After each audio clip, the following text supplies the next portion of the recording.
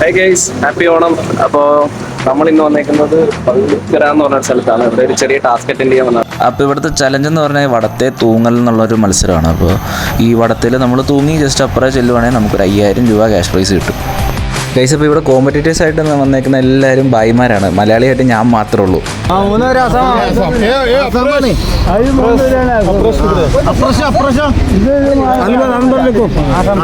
So guys, അപ്പോൾ ഈ സ്ഥലം എൻ്റെ വീട്ടിൽ നിന്ന് ഒരു 38 കിലോമീറ്റർ ഉണ്ട്. അപ്പോൾ ഞാൻ ഫ്രണ്ട്സിനെയൊക്കെ വിളിച്ചു, പക്ഷേ ഇന്ന് ഓണായ കാരണം ആരും വന്നില്ല. അപ്പോൾ നമ്മളിവിടെ വരാൻ കാരണം ഈ 2 ഫ്രണ്ട്സാണ്. ഈ വരുന്ന തൊപ്പി വെച്ചിരിക്കുന്ന ശരത്തമ്പി, അതുപോലെ അഭിഷേകും. അവന്മാരുടെ വീടിൻ്റെ അടുത്താണ് ഈ സ്ഥലം.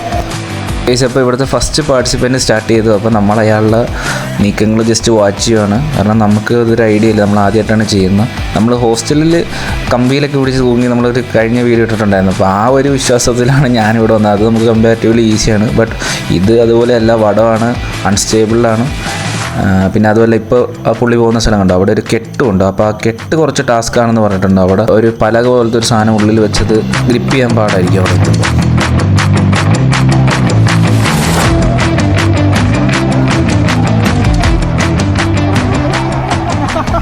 അപ്പോൾ ഞാൻ ഡ്രസ്സൊക്കെ മാറി റെഡിയായി. എൻ്റെ ചാൻസ് ആകാറായി. ഞാൻ 5ാമതാണ് പാർട്ടിസിപ്പേറ്റ് ചെയ്തത്. മൊത്തം 20 സംതിങ് ആൾക്കാരുണ്ടായിരുന്നു.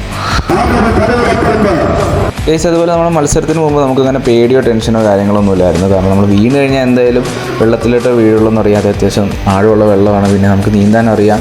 പിന്നെ അതുപോലെ തന്നെ നമ്മുടെ പുറകിൽ ആൾക്കാർ ട്യൂബൊക്കെ ആയിട്ട് വരുന്നുമുണ്ട്. സോ സേഫാണ്.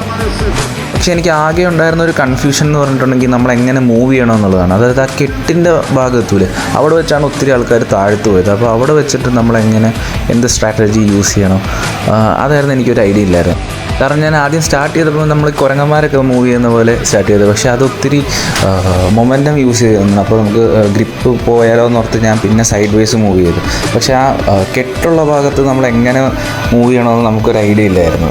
പക്ഷെ ഞാൻ സൈഡ് വൈസ് തന്നെ മൂവ് ചെയ്തു. പക്ഷെ അത് വാളിപ്പോയി.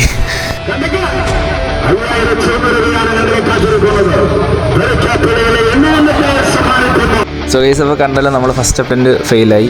നമ്മൾ വീണ്ടും രജിസ്റ്റർ ചെയ്ത് നമുക്ക് വേണ്ടിയിട്ട് നമ്മുടെ ശരത്തമ്പി നമ്മൾ സ്പോൺസർ ചെയ്തു. 2ാമത് രജിസ്റ്റർ ചെയ്ത് ഇറങ്ങി. നമുക്ക് തോക്കാൻ മനസ്സില്ല എന്നുള്ള മൈൻഡിലാണ് പിന്നെ അറ്റംപ്റ്റ് ചെയ്തു.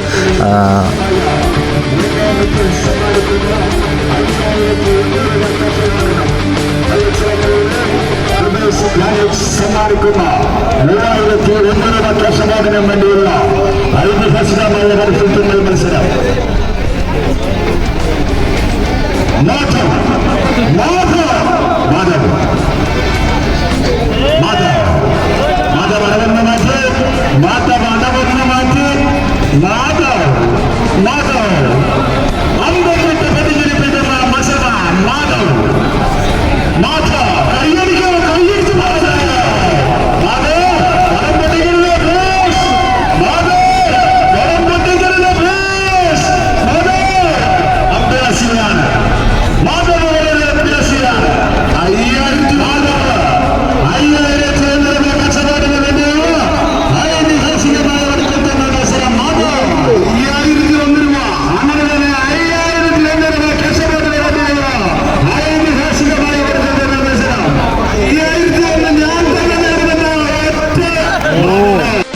സോ ഗൈസ്, അപ്പോൾ കണ്ടല്ലോ. അപ്പോൾ നമ്മുടെ 2ാമത്തെ അറ്റംപ്റ്റും പാളിയിരിക്കുകയാണ്. അപ്പോൾ പിന്നെ ഒന്നും നോക്കിയില്ല, 1 വഴിച്ചാൽ 3 എന്നല്ലേ. അപ്പോൾ നമ്മൾ 3ാമത്തെ അറ്റംപ്റ്റിന് പോയി. പക്ഷേ അത് ഇവിടെയല്ല, വേറൊരു സ്ഥലത്ത്. ഇവിടെ നിന്ന് തന്നെ ഒരു 2 കിലോമീറ്റർ മാറി പിന്നെ ഈ കോമ്പറ്റീഷൻ തന്നെ നടക്കുന്നുണ്ടെന്ന് തന്നെ നമ്മുടെ ഫ്രണ്ട്സ് പറഞ്ഞു. അപ്പോൾ അവിടെ പോയി അവിടെ രജിസ്റ്റർ ചെയ്തു. ഗൈസ്, അപ്പോൾ ഞാൻ ഇവിടെ വന്നപ്പോൾ നോട്ടീസ് ചെയ്ത കാര്യം എന്ന് പറഞ്ഞാൽ ഇവിടുത്തെ വടം കുറച്ചും കൂടി വിട്ടുള്ളതാണ്. അതുപോലെ തന്നെ റോപ്പ് കുറച്ചും കൂടി ടൈറ്റ് ചെയ്താണ് കിട്ടിയിരിക്കുന്നത്. അപ്പോൾ ആ സ്വിങ് കുറച്ചും കൂടി കുറവേ ഉണ്ടാവുള്ളൂ ഇവിടെ. അപ്പോൾ കമ്പാരിറ്റീവ്ലി ഈസി ആണെന്ന പോലെ എനിക്ക് തോന്നി. അപ്പോൾ നമുക്ക് എന്ത് സംഭവിക്കുന്നു നോക്കാം.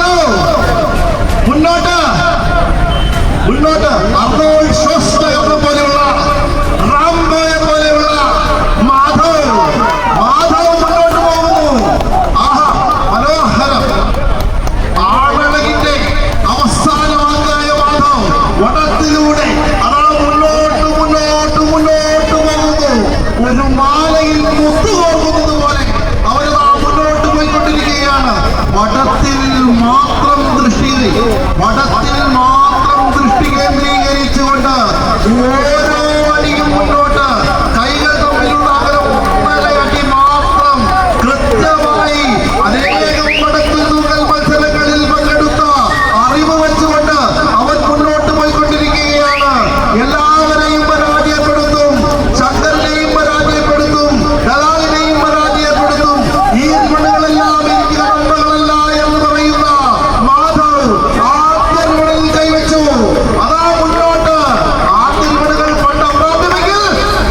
സോ ഗൈസ് അപ്പോൾ കണ്ടല്ലോ, അപ്പോൾ നമ്മുടെ മൂന്നാമത്തെ അറ്റംപ്റ്റ് നമ്മൾ സക്സസ്ഫുള്ളി ഫെയിൽഡ് ആയിട്ടിരിക്കുകയാണ്.